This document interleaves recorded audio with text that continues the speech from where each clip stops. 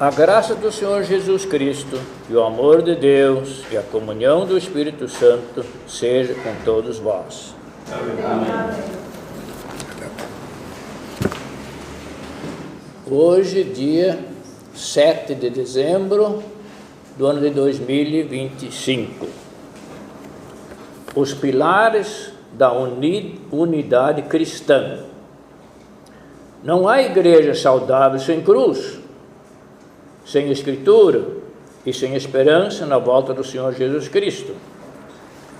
Romanos 15, 1 a 13, nos mostra que a unidade da igreja não é fruto de organização humana, nem de consenso, mas de obediência espiritual.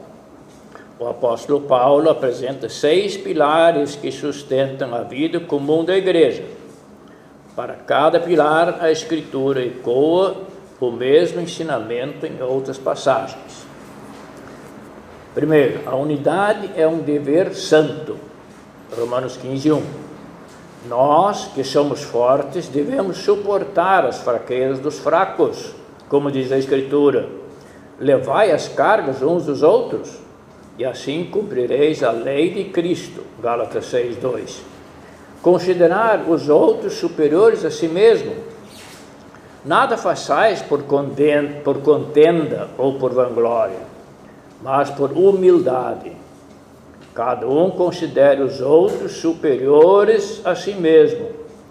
Não atente cada um para o que é propriamente seu, mas cada qual também para o que é dos outros. Está em Filipenses 2, 3, 4.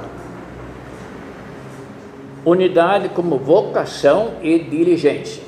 Rogo-vos, pois, eu, o preso do Senhor, que andeis como é digno da vocação com que fostes chamados, com toda humildade e mansidão, com longanimidade, suportando-vos uns aos outros em amor, procurando guardar a unidade do Espírito pelo vínculo da paz.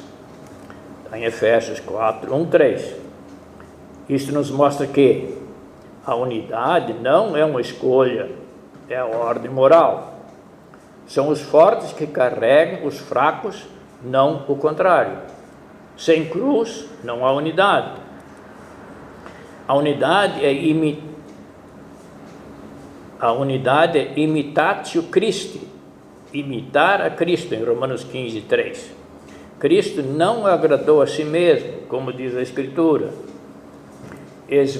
Esvaziamento e obediência até a morte, de sorte que haja em vós o mesmo sentimento que houve também em Cristo Jesus, que, sendo em forma de Deus, não teve por usurpação ser igual a Deus, mas fez a si mesmo de nenhuma reputação, tomando a forma de servo, fazendo-se semelhante aos homens.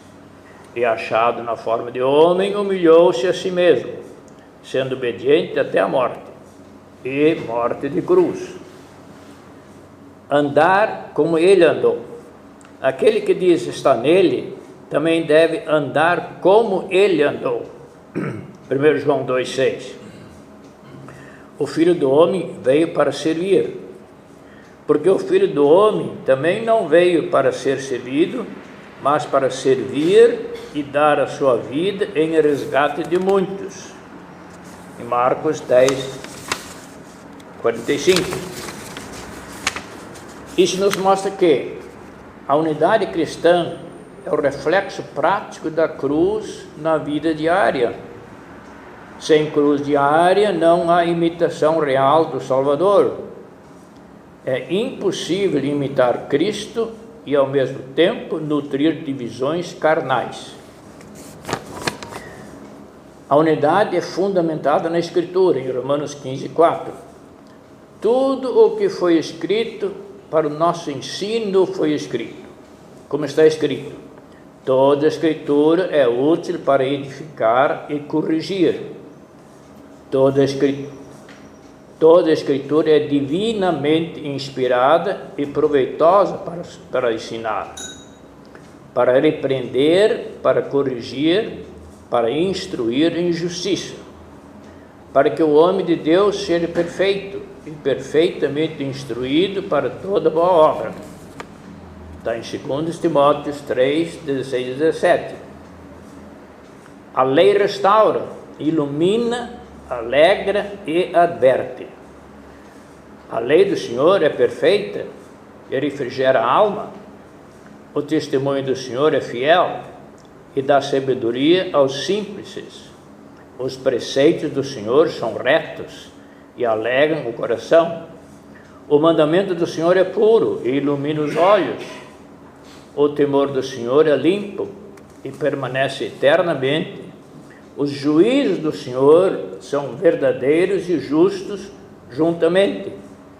Mais desejáveis são do que o ouro, sim, do que muito ouro fino, e mais doces do que o mel e o licor dos favos. Também por eles é admoestado o teu servo, e em os guardar a grande recompensa. Salmos 19, 7 a 11. Santifica-os na verdade, a tua verdade é a palavra. Isso nos mostra que não existe unidade verdadeira, onde a Escritura não tem primazia. O Espírito não une uma igreja que abandona a palavra. Sem a Escritura, a igreja perde perseverança, consolo e esperança. A unidade é ordenada, recebei-vos, Romanos 15, 7. A unidade é ordenada. Recebei-vos, Romanos 15, 7. Recebei-vos uns aos outros, como também Cristo nos recebeu. Como diz a Escritura, acolhei o que é fraco na fé. Ora, quanto ao que está enfermo na fé, recebei-o, não em contenda sobre dúvidas. Romanos 14, 1. Perdoai-vos como também Deus vos perdoou em Cristo. Antes sede uns para com os outros benignos, misericordiosos, perdoando-vos uns aos outros, como também Deus vos perdoou em Cristo. Efésios 4, 32. Suportando-vos e sobre tudo isto o amor, pois eu lhe dou testemunho de que tem grande zelo por vós e pelos que estão em Laodiceia e pelos que estão em Hierápolis. Saudai-vos Lucas, o médico amado, e Demas, em Colossenses 4, 13 e 14. Isto nos mostra que receber o irmão não é tolerância fria, mas acolhimento baseado na graça recebida em Cristo. Sem acolhimento cristocêntrico, a igreja se fragmenta. A hospitalidade espiritual é a marca da igreja regenerada. A unidade é missiológica, judeus e gentios. Em Romanos 15, 8 a 12, o mistério outrora oculto, agora revelado. Paulo mostra que a unidade é parte do plano eterno de Deus. Como diz a Escritura, Cristo derruba o muro da separação, porque Ele é a nossa paz, o qual de ambos os povos fez um, e derrubando a parede de separação que estava no meio, na sua carne, desfez a inimizade, isto é, a lei dos mandamentos, que consistia em ordenanças, para criar em si mesmo dos dois um novo homem, fazendo a paz e pela cruz reconciliar ambos com Deus em um corpo, matando com ela as inimizades, e vindo ele evangelizar a paz a vós que estáveis longe e aos que estavam perto, porque por ele ambos temos acesso ao Pai em um mesmo Espírito. Em Efésios 2, 14 a 18. o mistério revelado, gentios são co-herdeiros. Como me foi este mistério manifestado pela revelação, como antes um pouco vos escrevi, por isto, quando ledes, podeis perceber a minha compreensão do ministro de Cristo, o qual noutros séculos não foi manifestado aos filhos dos homens, como agora tem sido revelado pelo Espírito dos seus santos apóstolos e profetas, a saber que os gentios são co-herdeiros e de um mesmo corpo e participantes da promessa em Cristo pelo Evangelho. Haverá um só rebanho e um só pastor. Ainda tenho outras ovelhas que não são deste aprisco. Também me convém agregar estas, e elas ouvirão a minha voz, e haverá um rebanho e um pastor. Em João 10:16. Todos os povos adorando juntos diante do trono. Depois dessas coisas olhei, e eis aqui uma grande multidão, a qual ninguém podia contar, de todas as nações, e tribos, e povos, e línguas, que estavam diante do trono e perante o Cordeiro, trajando vestes brancas e com palmas nas suas mãos. Apocalipse 7:9. Isso nos mostra que a unidade não é apenas interna, é missionária e abrangente. A igreja unida testemunha a reconciliação que Cristo opera. A unidade é parte do Evangelho, não em apêndice administrativo. 6. A unidade é fruto do Espírito, em Romanos 15:13. Que abandone em esperança, pois pelo poder do Espírito Santo, como diz a Escritura, alegria, paz, longanimidade, fruto do Espírito. Mas o fruto do Espírito é amor, gozo, paz, longanimidade, benignidade, bondade, fé, mansidão, temperança. Contra essas coisas não há lei. Gálatas 5:22-23. Unidade do Espírito no vínculo da paz. Procurando guardar a unidade do Espírito pelo vínculo da paz, há um só corpo e um só Espírito, como também fostes chamados em uma só esperança da vossa vocação. Efésios 4:3-4. Alegria do Espírito em meio a aflições.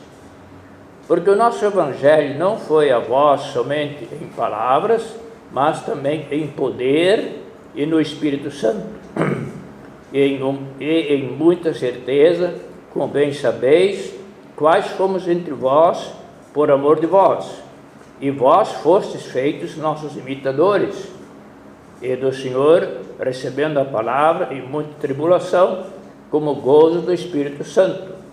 1 Tessalonicenses 1:5-6. Isso nos mostra que a unidade não é construída por programas, mas pelo Espírito. A alegria, paz e esperança da igreja são obra sobrenatural. Sem o Espírito, a unidade é apenas sociologia. Conclusão. 3 verdades fundamentais. A igreja só será saudável se viver 3 certezas inegociáveis. 1. Sem a cruz não há discipulado, nem há unidade, não há maturidade. Sem a Escritura não há orientação, consolação e correção. Sem a esperança, bendita da volta de Cristo, não há perseverança. Aguardando a bendita esperança e a manifestação da glória do nosso grande Deus e Salvador, Cristo Jesus. Tito 2:13. A igreja é unida pela cruz de Cristo no passado, pela Escritura de Deus no presente e pela esperança da escatológica no fim, no futuro. Apelo para a igreja: tome sobre si o dever de carregar os fracos.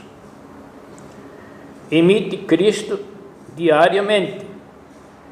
Submeta-se à palavra infalível.